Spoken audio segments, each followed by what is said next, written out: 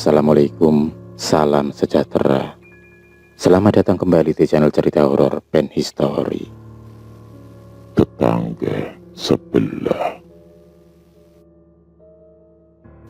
Biasanya setiap malam, aku selalu melihat rumah di sampingku yang telah lama kosong itu. Tapi sekarang aku senang, karena rumah itu tidak kosong lagi. Ada satu keluarga yang pindah ke rumah itu. Dan aku melihat seorang anak yang tampak seumuran denganku. Aku ingin menjadi temannya. Memang sudah sejak lama aku tidak mempunyai tetangga yang memiliki anak-anak seumuran denganku. Keesokan paginya aku berpamitan kepada ibuku, dan ibu mengiyakannya. Lalu aku segera keluar dari rumah, dan diam-diam melihat anak itu dari pagar rumahnya. Ia hanya terdiam dan memperhatikan pohon besar yang tumbuh di depan rumahnya itu. Sesekali dia memandangi pohon itu, dan ia tersenyum sendiri. Aku membuka pintu pagarnya. Aku pun menyapanya, dan anak itu pun kemudian menoleh ke arahku dan tersenyum. Aku kemudian menghampirinya.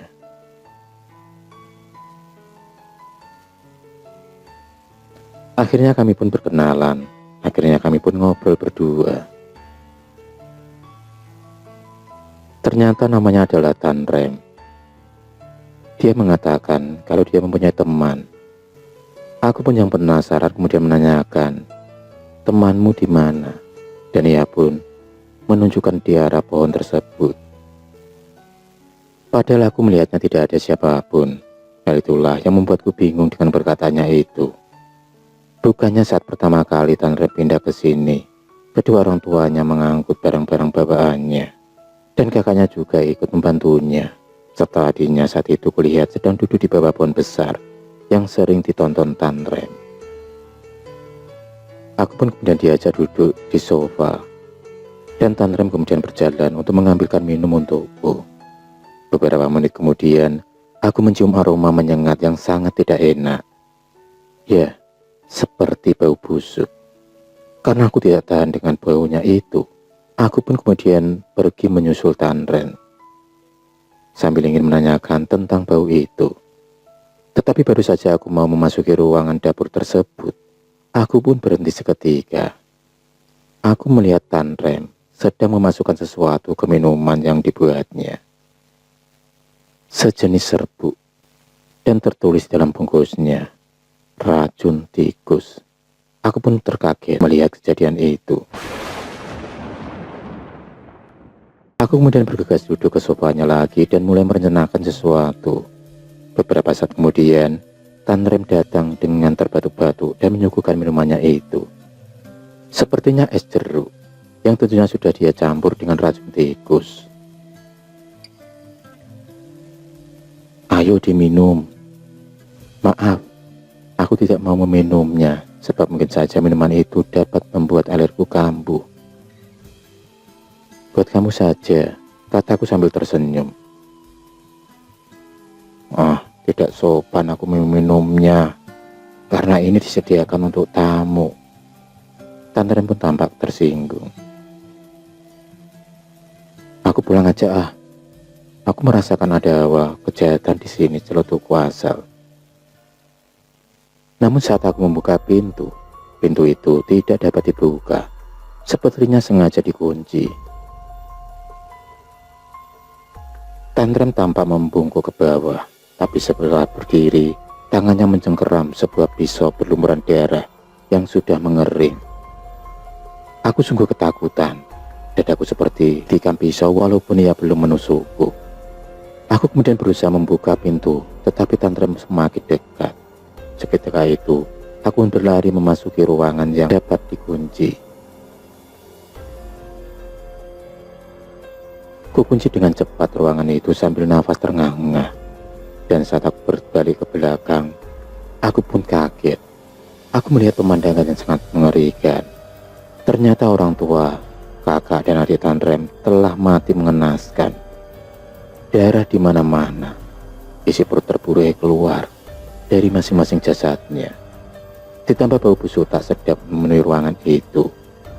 Aku serasa ingin muntah. Tiba-tiba Awalnya pintu itu diketok dengan halus, namun kemudian berubah menjadi bunyi gebrakan yang keras. Tanrem menusuk pintu itu dengan pisaunya, hingga lama-kelamaan membuat sebuah bolongan yang cukup besar untuk melewatkan tubuhnya. Aku kemudian memecahkan kaca jendela untuk kabur, tapi sebelum itu aku melemparkan kayu besar dan mengenai kepala Tanrem. Aku pun kemudian berlari dan bersembunyi di belakang pohon dan berusaha menelepon 911. Aku menjelaskan semuanya dan polisi segera pergi ke alamat yang sudah beritahukan itu. Kini aku mengetahui alasan yang jelas mengapa Tanrem selalu memandang pohon itu sambil tersenyum. Sebab terukir jelas di balik pohon itu dengan tulisan, "Maafkan aku semuanya. Aku ingin membunuh kalian semua." Mungkin membunuh adalah hobinya dan sekarang aku yang menjadi targetnya. Dan tiba-tiba Tanrem muncul dengan tampang yang sangat lusuh dan jahat, berbeda dengan sebelumnya. Aku pun berusaha berlari dari rumahnya, tapi pagar itu terkunci. Tanrem terus berusaha menyerangku dengan pisaunya itu, tapi aku selalu lolos. Hingga akhirnya ia berhasil menusuk perutku, dan aku pun jatuh tersungkur. Saat Tanrem ingin menghujamkan kembali pisaunya ke perutku, rupanya keberuntungan berpihak kepadaku. Genting rumah Tanrem rubuh menimpa dirinya, hingga ia terjatuh dan susah untuk berdiri lagi, karena tertimpa genting yang cukup banyak. Aku pun kemudian segera merangkak, menjauhinya sambil berteriak meminta tolong. Setelah itu terdengarlah bunyi mobil polisi datang ke rumah itu. Segera saja beberapa polisi membuka paksa pagar rumah itu karena terkunci. Akhirnya para polisi berhasil menemukanku. Lalu mereka segera melarikanku ke rumah sakit dan berusaha menangkap Tanrem. Tanrem melakukan perlawanan, hingga akhirnya seorang anggota polisi berhasil ditusuknya saat menghadang Tanrem pergi. Tapi akhirnya ia berhasil dilumpuhkan. Segera ia ditangkap dan dibawa ke kantor polisi. 3 hari kemudian, aku dibolehkan pulang dari rumah sakit. Tapi aku masih sedikit takut karena terdengar desas-desus kalau Tanrem berhasil kabur dari penjara dan menghilang entah kemana. Tapi di sampingku itu aku juga merasa gembira karena aku dan keluargaku akan segera pindah dan pergi menjauhi rumah tempat kejadian pembunuhan itu, agar aku bisa melupakannya dan merasa aman dari serangan Tanrem. Itulah kisah kejadianku yang sangat mengerikan dan mendebarkan. Akhirul kalam. Wassalamualaikum warahmatullahi wabarakatuh.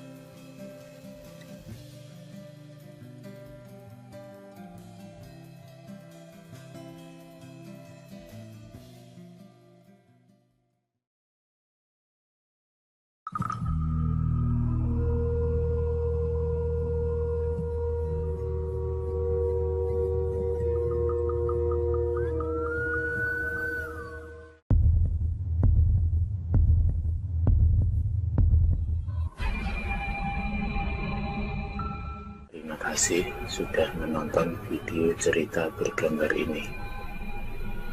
Klik subscribe untuk terus mendapatkan video-video cerita bergambar selanjutnya.